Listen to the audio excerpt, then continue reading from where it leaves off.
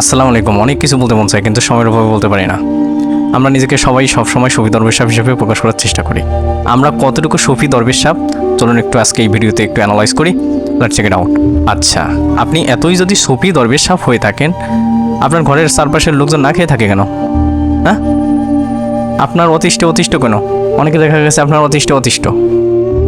আপনি যদি এতই সুফি দরবেশ সাহেব হয়ে থাকেন, হ্যাঁ, ফেসবুকে গিয়ে বিভিন্ন কমেন্ট দেন, ওরে বাবা এটা করলে ভালো হবে, ওটা করলে ভালো হবে না, ও ভালো ও খারাপ, একদম ট্রল করে, ওরে বাবা ট্রলের ভঙ্গিমা। আপনারা যদি কমেন্ট বক্সে যান দেখতে পারবেন, আসলে আপনারা তো এই বিষয়ে সবাই অবগত। কেউ আবার কমেন্ট বক্সে লেখে, আমি কমেন্ট পড়তে আসছি, এমবি খরচ কইরা কমেন্ট পড়তে আসছি, তোর পোস্ট দেখে এমবি খরচ করতে আসি না। ওরে কমেন্টের ভঙ্গিমা, হ্যাঁ, কমেন্ট খোঁজে পাবলিক। অর্থাৎ আমরা এতটা পরিমাণ গীবত প্রিয়, আমরা সবাই দেখা গেছে গীবত করতে ভালোবাসি এবং ওই গীবতটা শুনতেও ভালোবাসি, যেটা ইসলামে কমপ্লিটলি হারাম। ইটস কমপ্লিটলি হারাম অন ইসলাম। সরকারকে গালি দেয়, সরকারকে পর্যন্ত ছাড়ে না। সরকার এই যে মেগা প্রজেক্টগুলো করেছে বিভিভিএস টাইমে, এই মেগা প্রজেক্টগুলো চোখে দেখাছি। হ্যাঁ, এই মেগা প্রজেক্টগুলো যদি না হতো আমাদের কি অবস্থা হতো?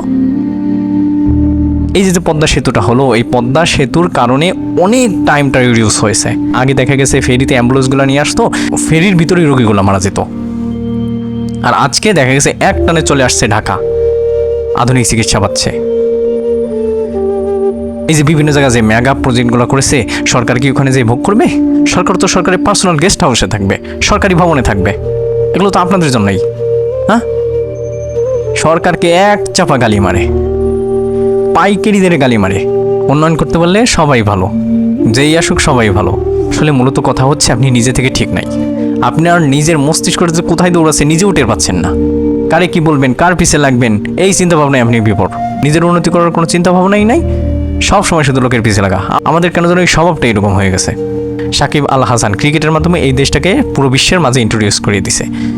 সেই সাকিবুল হাসান কোথায় কি পাদ মারলো সেখানে পর্যন্ত ক্যামেরা নিয়ে যায়। আরে ভাই, উনি তো একটা মানুষ, উনি বেসিক্যালি একটা মানুষ না। রাগ, অভিমান, হাসি, ঠাট্টা সব সময় থাকতে পারে। আর ইন্নাল ইনসান আলা ফি খুসর, প্রত্যেকটা মানুষ অবশ্যই ভুল করে।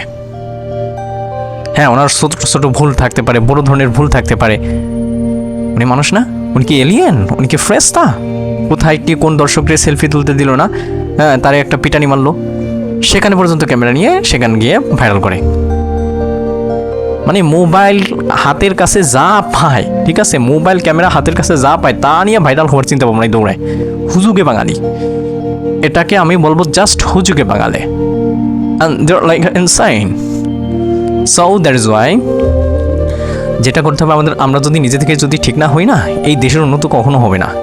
আপনি নিজের উন্নয়ন করেন, দেখবেন যে প্রত্যেকে যদি আমরা নিজের উন্নয়নগুলো করি, দেশের উন্নতি এমনিই হয়ে যাবে। সরকার তো আসেনি, সরকার উন্নয়ন করছে না, সবাই ঠিক থাকেন, দেখবেন যে পুরো সিস্টেমটা ঠিক হয়ে যাবে।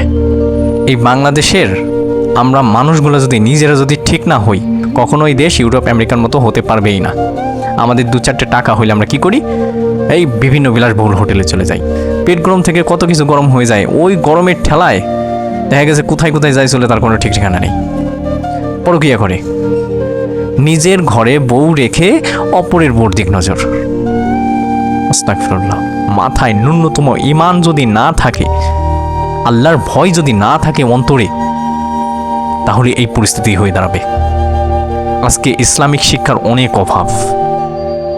ঘরে ঘরে ইসলামিক শিক্ষা আগে থেকে দিন না, স্কুল কলেজে পড়ান। ইনিশিয়াল টপিকটা, ইনিশিয়াল এডুকেশনটা আপনারা একটু ইসলামিক ওয়েতে করুন, ইনশাল্লাহ ভালো হবে। আমরা পড়েছি না, আমরা কোরআন মুখস্থ করেছি ছোটোবেলা থেকেই। এখন আমরা বিভিন্ন ইউনিভার্সিটি থেকে পড়াশোনা করে আজকে স্বশিক্ষা শিক্ষিত না। কই আমার তো একটা মেয়ের দিক তাকাতে মন চায় না, আমার ইমোশনটাই কাজ করে না, কারণ আমার ভিতর আল্লাহর ভয় আছে। নিজে থেকে ভালো হই এবং সুস্থ থাকি, ভালো থাকি এবং সবাইকে নিয়ে একটা ভালো সমাজ গড়ে তুলি। Thank you so much.